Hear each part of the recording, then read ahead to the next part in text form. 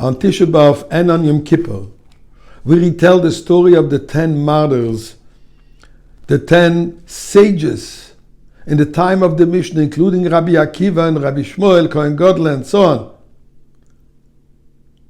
who were brutally murdered by the hands of the Romans.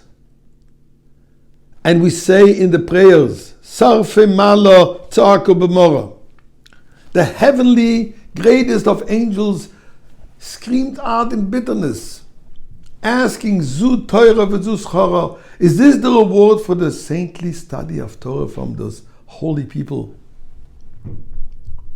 Heavenly voice responded, Im eshma kol acher epech es olam lemayim, letoyo v'voyo oshis hadumayim. I hear one more sound, and I will destroy the world. I'll bring the world back to its original state of total chaos.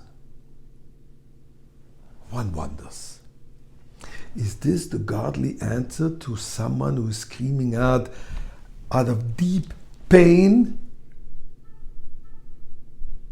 One would expect a more warm, benevolent answer. So Rabbi Zushe Silberstein, a partisan who saw death in front of his eyes throughout the Holocaust, yet survived, related the following parable. This wealthy king was going to marry off his one and only daughter, and obviously no money is spared,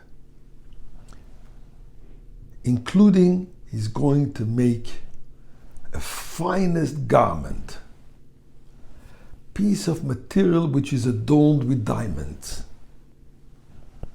And this has to be entrusted to a craftsman, but a trustworthy craftsman. They found a Jewish tailor who the king trusts. But he's told, be careful not to steal even the slightest little parcel of that fabric. Made a magnificent garment. And then the king asked him where the leftover of the material.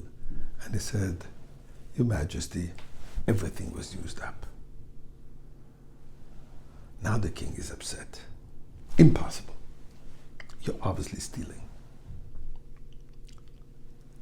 Death penalty.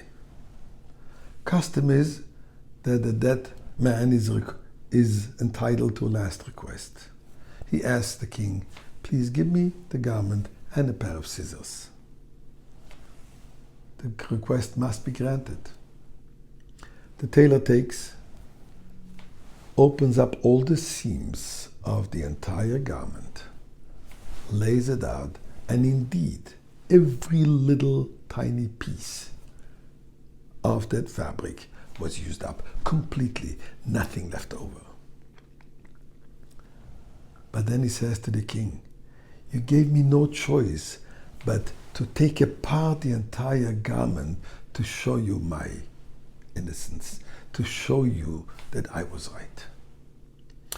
God is not threatening us by saying that I will destroy the world in case you ask a question.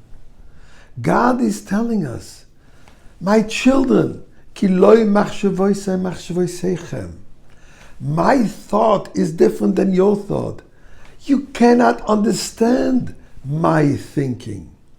The only way for you to understand your thinking is if you will be no more a human, limited being. If you want to become divine and godly and infinite, you cannot be finite. This world, the way the world is a finite being, cannot comprehend God's ways. So God says, that's your choice. You want to understand? I have to bring you back to the original state of non-existence. But that's not my purpose.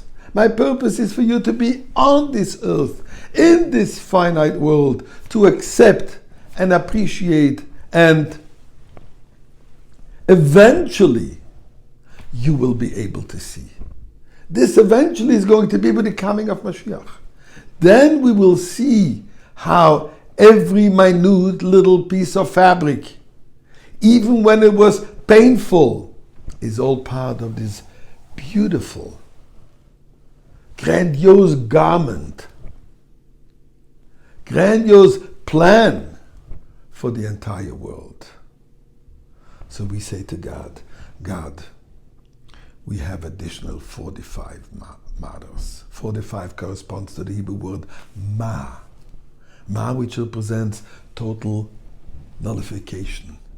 We accept it, but please, show us already the full garment.